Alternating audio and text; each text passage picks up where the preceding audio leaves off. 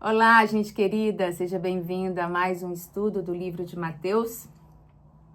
Momento de reflexão, né? O Evangelho é isso, gente. O Evangelho, ele precisa de reflexão. Sem reflexão, a gente vira legalista. Sem reflexão, a possibilidade de nós virarmos e nos transformarmos em fariseu é muito fácil e grande. O Evangelho precisa, né, de reflexão para que ele ache espaço na internalização. É na reflexão aqui que a gente vai abrindo caminhos internos. É na reflexão que a gente vai construindo pontes dentro de nós. É na reflexão que nós vamos educando emocionalmente os nossos afetos. A gente vai educando a maneira como eu sou afetada pelo mundo e a maneira como eu afeto o mundo. Eu vou me educando nesse processo, né? É na reflexão que a gente vai silenciando a mente, aprendendo a silenciar a mente, aprendendo a silenciar a mente, para ouvir a voz do Espírito. E eu espero que nesse dia de hoje seja mais um dos muitos dias que você tira para ouvir o seu próprio coração, né? E nós estamos em Mateus 12, já falamos aí, passeamos bastante, estamos lá no versículo 28, falamos aí da possessão demoníaca, o significado dela para aquele homem, né, que se viu livre dela, um endemoniado que não via e não ouvia por causa dos espíritos que lhe habitavam, ou do espírito, nós não sabemos. Falamos de quão furiosos ficaram os fariseus, né, dada essa libertação, o que é uma grande ironia para nós pensarmos enquanto igreja do Senhor, né, você que é cristão, e o quanto isso nos mostra a ironia de nós que nos denominamos dessa forma e muitas vezes não aceitamos a libertação do outro, né? Porque esse fariseu lá não ficou lá atrás, ele se renova hoje em mim e em você. Se nós não lermos esse texto a partir de nós mesmos, nós vamos fazer como os fariseus fizeram. A gente vai dizer, esse espírito aí é o espírito do diabo. E a gente não vai compreender que o que Jesus disse para esses fariseus. Olha, eu estou apresentando aqui para vocês, o reino de Deus é chegado para vocês. E os fariseus não conseguiram discernir o reino de Deus que lhes era chegado.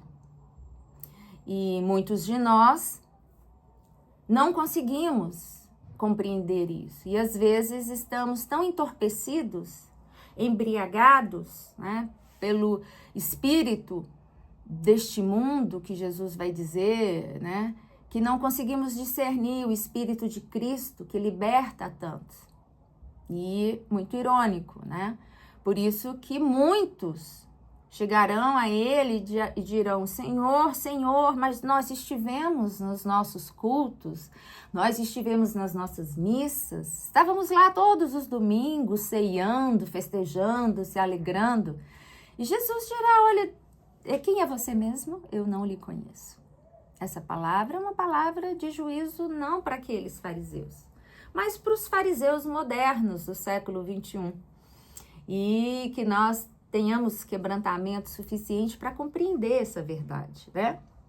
E aí eu te peço para você retornar aqui para o versículo 29, Jesus dizendo, né, vamos do 28 para a gente contextualizar. Se eu expulso os demônios pelo Espírito de Deus, e aqui ele já tinha dito para os fariseus, olha, uma casa dividida não subsiste, eu não sou o maioral dos demônios como vocês dizem, se eu sou filho de vocês, vai estar fazendo o quê? Que eles também expulsam, os filhos que eu digo assim, né? A sinagoga e seus discípulos e seus líderes religiosos, eles também expulsam. E aí? Qual é a diferença? É o que Jesus propõe. E aí Jesus meio que finaliza esse diálogo, né? Dizendo, olha, eu tô aqui apresentando o reino.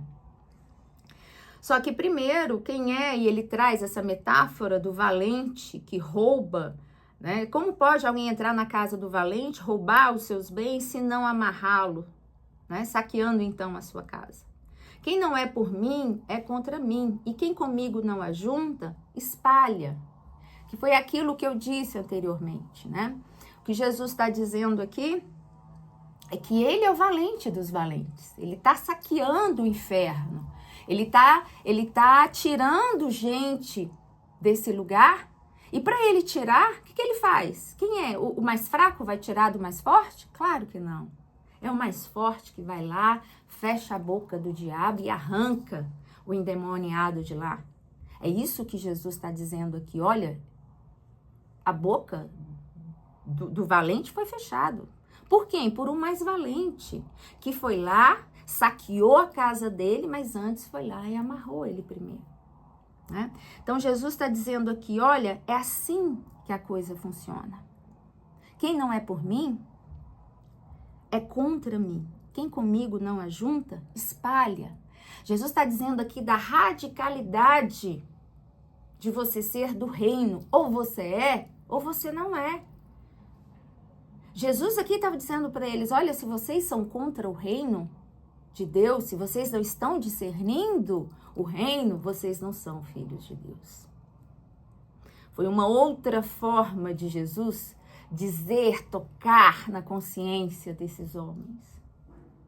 Se vocês não me reconhecem, se vocês não estão reconhecendo que o reino de Deus é chegado, lembre-se, a gente está falando aqui com pessoas conhecedoras das escrituras. Esses homens iam com seus livros, com seus rolos, né, que naquela época não se tinha o evangelho que nós temos hoje, né?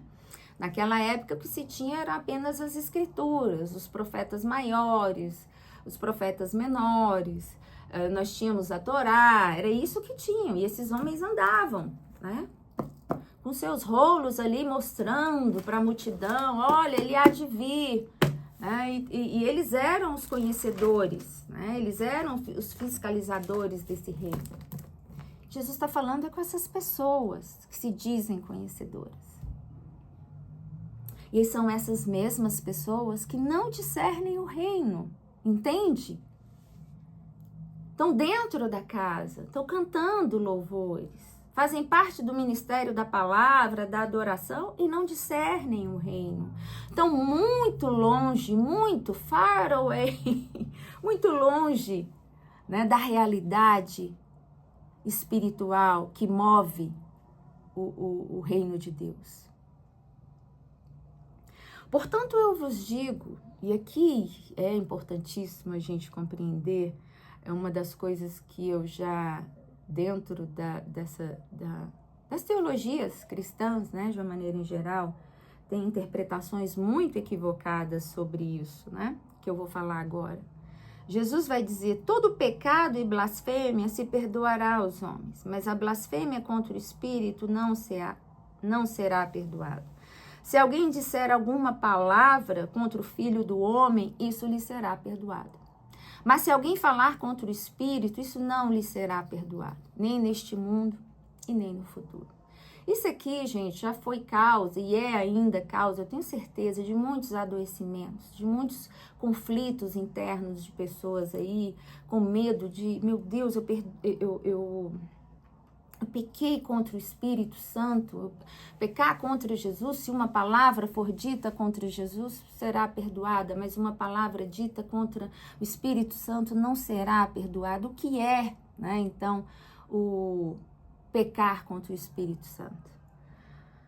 Pecar contra o Espírito Santo é fazer o que os fariseus faziam. Sabia do reino, dizia que sabia do reino, mas não queria assumir que aquilo era verdade, voluntariamente. Não é aquele indivíduo que não sabe, gente. Essa palavra aqui era uma palavra de Jesus com todo aquele que diz que crê o evangelho, aquele que diz que crê, já teve experiência, como diz lá o escritor de Hebreus. Uma vez a pessoa já teve experiência, conheceu e falou, não é verdade. Por quê? Porque vai perder poder, porque vai perder prestígio, porque vai perder status, porque não quer assumir, né, o seu erro, o seu pecado, seja lá o que for. Isso é pecar contra o Espírito de Deus. É uma vez você ter conhecimento dessa verdade, ter tido experiências, ter vivenciado aquilo e dar as costas para aquilo deliberadamente, conscientemente dessa verdade. Não fazer conta, bater de ombros, não tô nem aí, né? Fui expulsar um demônio, encontrei Jesus, né? Mas não quero. Mas isso não é verdade. Mas ele é filho, né? Ele é o pai dos demônios. Ele é o pai dos demônios. Jesus, vai dizer lá no 25, Jesus, porém, conhecendo os seus pensamentos. Por isso que essa parte do texto é importante. Porque Jesus conhecia o coração desses homens. Sabia que eles estavam falando aquilo porque eles estavam ali com medo, né, de perder todo esse império de autoridade que eles tinham construído, todo esse status diante de César, diante de Herodes, diante de Pilatos. Eles sabiam disso, tanto é que é por isso mesmo, por esse mesmo motivo, que eles entregam Jesus para ser crucificado.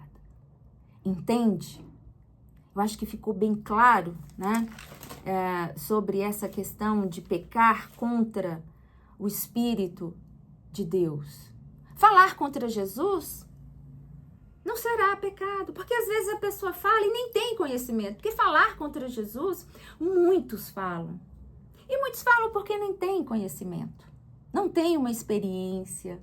Agora, aquele que tem experiência, que viveu, houve um elo, houve um ethos espiritual de Deus nele, o Espírito Santo um dia habitou, um dia teve experiências, um dia cresceu, sabe? Foi grave a experiência dele com Cristo. Aí, esse mesmo ser, um dia, abriu mão e falou, isso é do príncipe dos demônios. Isso é coisa do príncipe dos demônios. É negar a existência de Deus. Peca contra o Espírito aquele que voluntariamente nega a existência de Deus, tendo uma vez conhecido-o profundamente. Isso desneurotiza muito a mente das pessoas, de quem vive, às vezes, uma teologia equivocada a esse respeito. Já li muito sobre isso, vi outros teólogos, pastores falando disso, né? Mas com abordagens equivocadas, abordagens que não expressam, né, esse contexto de fala de Jesus com os fariseus, né, mostrando o que é do ambiente, o que é do indivíduo e esse contraste de Deus no coração. Porque, gente, o julgamento é no interior. Porque Deus não vê como o homem vê. O profeta vai dizer, Deus não vê como o homem vê. Deus não julga como o homem julga. Então, só Deus pode julgar, pode estabelecer um juízo a quem quer que seja. E aqui, humildemente, a gente se coloca hoje diante do Senhor, né? Que Deus tenha misericórdia de nós, que Deus nunca permita, né, que nenhum de nós tenha essa experiência de negar aquilo, né, de negar o Espírito dele em nós.